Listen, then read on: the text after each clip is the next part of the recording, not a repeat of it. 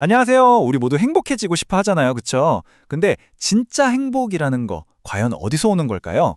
오늘 우리가 함께 나눠볼 이야기는요. 바로 이 세상이 말하는 성공 너머에 있는 참된 행복에 대한 아주 깊이 있는 관점입니다. 시작하기 전에 한번 스스로에게 물어보시겠어요? 나는 지금 무엇을 찾고 있는가? 무엇을 그렇게 열심히 쫓고 있을까? 어쩌면 돈일 수도 있고 성공, 아니면 또 다른 무언가일 수도 있겠죠. 이 질문에 대한 여러분 각자의 답이 바로 오늘 우리가 떠날 행복 여정의 출발점이 될 겁니다. 자, 그럼 첫 번째로 대부분의 사람들이 행복을 얻기 위해서 어떤 길을 가는지 한번 들여다볼까요? 아마 우리에게 아주 익숙한 것들일 거예요. 과연 그 길 끝에 진짜 만족이 우리를 기다리고 있을까요? 네, 딱 보면 아시겠죠? 바로 이런 것들입니다. 돈, 명예, 권력, 지식, 그리고 여러 가지 즐거움과 소유물들. 세상은 종종 이런 것들을 많이 가지면 가질수록 더 행복해진다고 우리에게 속삭이곤 하죠. 우리 대부분이 한 번쯤은 이걸 내 목표로 삼아 본 적이 있을 거고요. 그런데 말이죠. 여기서 아주 결정적인 문제가 하나 생깁니다. 이 모든 세상적인 성취들은 영원하지가 않다는 거예요. 마치 손 안에 쥔 모래처럼 언젠가는 스르르 빠져나가거나 우리를 떠나버릴 수 있다는 거죠. 만약 여기에 내 행복 전부를 걸었다면 그 기반이 얼마나 불안정한 걸까요? 그럼 한번 상상해 보세요. 내가 전부라고 믿었던 것들이 다 사라져버린다면 과연 우리에겐 뭐가 남을까요?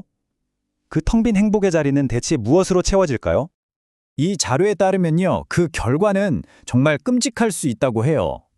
처음엔 깊은 상실감으로 시작해서 배신감, 그리고 절망감으로 이어지고요. 결국에는 텅 빈 공허함과 심각한 우울증에 빠지게 된다는 거죠. 행복의 기반이 통째로 무너졌을 때 우리가 겪게 되는 감정의 소용돌이인 셈입니다. 그리고 이 깊은 절망감은 정말 안타깝게도 때로는 아주 비극적인 결과로 이어지기도 합니다. 삶을 포기하고 싶다는 생각, 심지어는 자살이라는 극단적인 선택으로까지 내몰리는 가장 큰 원인 중 하나가 바로 이 절망감이라는 겁니다. 이게 그냥 하는 말이 아닙니다. 실제로 통계를 보면요, 정말 심각해요. 우리나라는 OECD 국가 중에서 자살률 1위, 하루 평균 36명이 스스로 목숨을 끊고 있습니다. 일본은 55명, 미국은 무려 137명에 달하죠. 이건 더 이상 개인의 문제가 아니라 우리 사회 전체가 마주한 거대한 문제라는 걸 보여주는 거죠. 아니, 근데 왜 이렇게까지 많은 사람들이 절망을 느끼는 걸까요? 여기서 자연스럽게 질문이 생기죠. 이 질문에 답하기 위해서 이 자료는 우리가 행복이라고 부르는 것의 정의 자체를 완전히 다시 생각해 봐야 한다고 주장합니다. 자, 그럼 이 자료에서 제시하는 핵심 아이디어 한번 제대로 파고들어 볼까요? 우리가 지금까지 알던 행복과는 완전히 다른 개념일 수 있습니다. 그러니까 여기서 말하는 참된 행복의 핵심은요, 바로 이거예요. 관점을 확 바꾸는 거죠. 행복은 무언가를 소유하거나 얻어내는 게 아니라 어딘가에 연결되어 있는 상태라는 겁니다. 일시적인 것들이 아니라 영원한 존재와 연결될 때 그냥 내가 살아있다는 그 사실 자체가 엄청난 기쁨이 된다는 뜻이에요. 좋아요. 개념은 알겠는데 그럼 이걸 어떻게 우리 삶에 붙잡을 수 있을까요? 이 자료는 아주 명확하게 우리 삶을 영원이라는 반석 위에 단단히 세워줄 4가지 이유, 말하자면 4개의 기둥을 제시합니다. 그 4가지 희망의 기둥이 뭐냐면요, 바로 이겁니다. 영원하신 하나님, 영원한 구원자 예수님, 그리고 영원한 천국과 영원한 보상. 이 4가지 믿음이 서로 단단하게 연결되어서 어떤 폭풍우에도 흔들리지 않는 희망의 기반을 만들어준다는 거죠. 자, 첫 2 기둥부터 한번 볼까요? 먼저 영원한 창조주 하나님이 계시다는 믿음은 우리 삶에 목적을 주고 또 늘 돌보심을 받고 있다는 안정감을 준대요. 그러니까 당신은 절대 혼자가 아니라는 거죠. 그리고 영원한 구원자 예수님은 우리가 어떤 상황에 처해 있든 모든 문제에 대한 희망과 해결책을 주신다고 말합니다. 이런 변화의 증거로요, 여러 인물들의 사례를 들고 있어요. 세리였던 마태나 사회적으로 손가락질 받던 사마리아 여인 같은 성경 속 인물들부터 뇌성마비라는 장애를 가진 송명희 시인이나 전신화상이라는 끔찍한 사고를 겪은 이지선 교수 같은 우리 시대의 인물들까지요. 이들은 모두 각자의 절망 속에서 예수를 만난 후에 삶의 새로운 의미와 목적을 찾았다고 이야기합니다.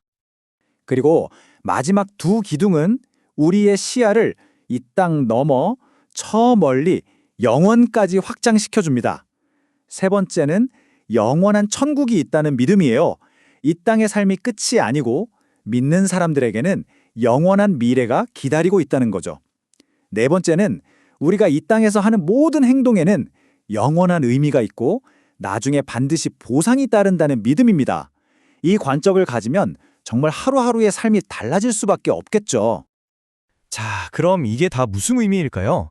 이런 세계관을 갖게 되면 우리 일상이 구체적으로 어떻게 달라지는 걸까요? 어떤 변화가 일어날까요? 결론은 이겁니다.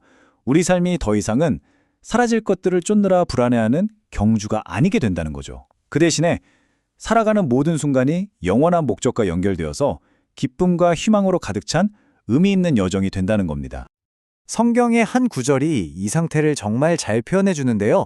나를 믿는 자는 그 배에서 생수의 강이 흘러나오리라 라는 구절입니다. 이게 무슨 뜻이냐면요. 진짜 행복은 밖에서 물을 퍼다 부어서 채우는 게 아니라는 거예요. 내 안에서부터 마르지 않는 샘처럼 기쁨과 힘이 계속 솟아나는 그런 상태가 된다는 거죠. 자, 이렇게 오늘 이야기는 하나의 질문을 우리에게 던지면서 끝이 납니다. 그렇다면 여러분의 삶에 궁극적인 의미를 부여하는 것은 무엇인가요? 당신은 지금 어디에서 영원한 가치를 찾고 계십니까? 한 번쯤 깊이 생각해 볼 만한 질문인 것 같습니다.